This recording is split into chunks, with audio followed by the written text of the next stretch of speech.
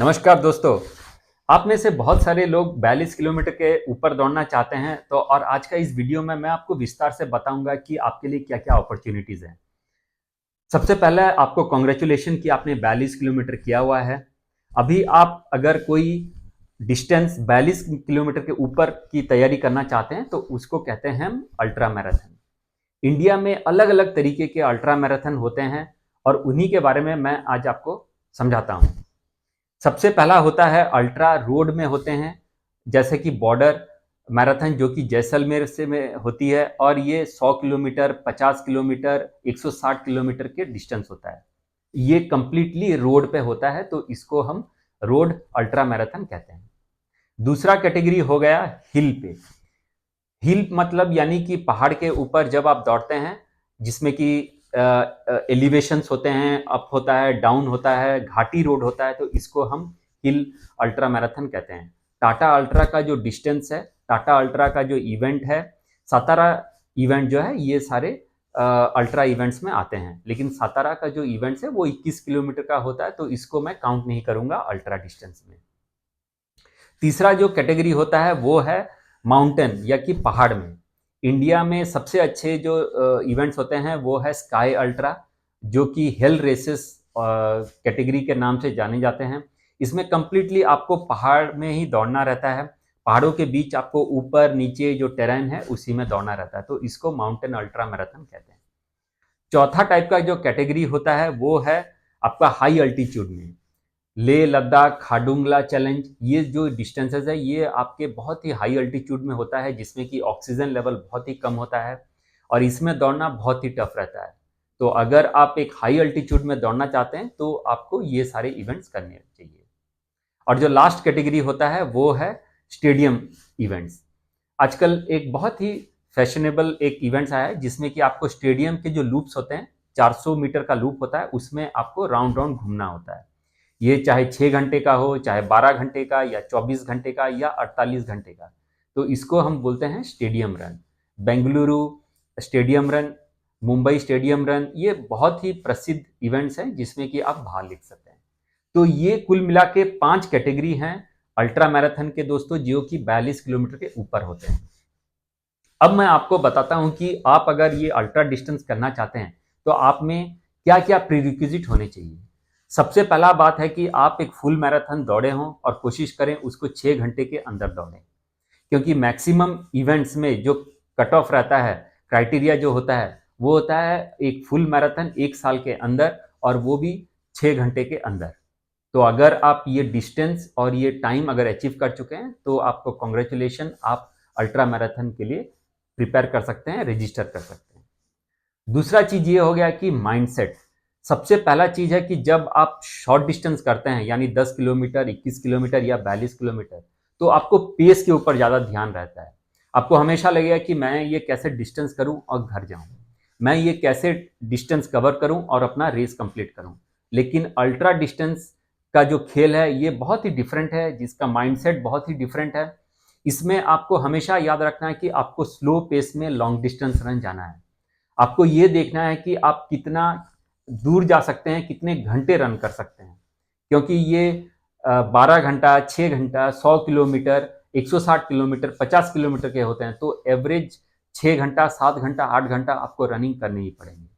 तो इसलिए आप अपना माइंडसेट सबसे पहला चेंज करें। आप पेस के ऊपर ध्यान न दें, शॉर्ट डिस्टेंस फॉर्मेट में आप ज़्यादा रनिंग ना करें, इंटरवल्स वगैरह आप थोड़े बहुत कर सकते हैं, लेकिन आपका अगर अल्ट्रा डिस्टेंस करते हैं तो आपको लंबी दूरी तय करनी है। ये सबसे पहला चीज हो गया माइंडसेट। दूसरा चीज जो होता है वो है आपका पेशेंस और टाइम। अल्ट्रा मैराथन का जो प्रिपरेशन होता है दोस्तों, उसके लिए आपको बहुत ही पेशेंस रखना पड़ेगा, समय देना पड़ेगा। आपके पास सफिशिएंट टाइम होने चाहिए, वीक के कोई भी दिन, सैटरडे हो या संडे, या तो वीकेंड पे या तो वीकडेज पे, बट आपके पास टाइमिंग की कोई कमी नहीं होना चाहिए। आप जो ट्रेनिंग भी करोगे जरूरी नहीं कि वो सवेरे 5 बजे उठ के करना है, आप दिन में कहीं पर भी कभी भी आप ये ट्रेनिंग कर सकते हैं।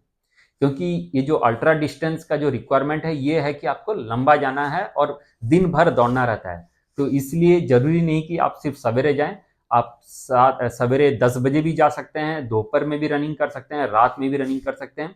तो इस हिसाब से आपके पास कोई भी कॉन्स्ट्रेंट, कोई भी कंडीशन ना हो टाइम का और पेशेंस का। पेशेंस अगर आपके पास नहीं है तो अगर आप अल्ट्रा डिस्टेंस में ना आए। अगर आपके पास फैमिली का रेस्पॉन्सिबिलिटी है, जॉब का रेस्पॉन्सिबिलिटी, तो भी आप अल्ट्रा मैराथन डिस्टेंस में ना आए। आप कोशिश करें वही आप अपना शॉर्टर जो फॉर्मेट है उसी में आप खुश रहें।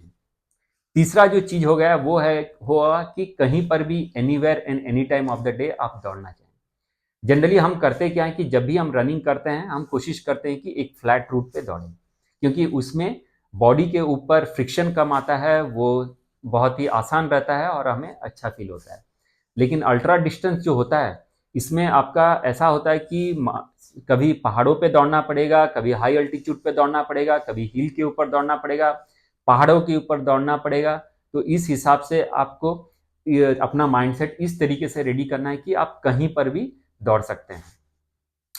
आप ऐसे भी अपना बॉडी को प्रिपेयर करें कि सवेरे अगर धूप हो तो शाम को अगर ठंड हो, तो आप दोनों जो कंडीशंस हैं, दोनों कंडीशंस में आपका ये कैपेबिलिटी होना चाहिए बॉडी का कि आप रनिंग करें।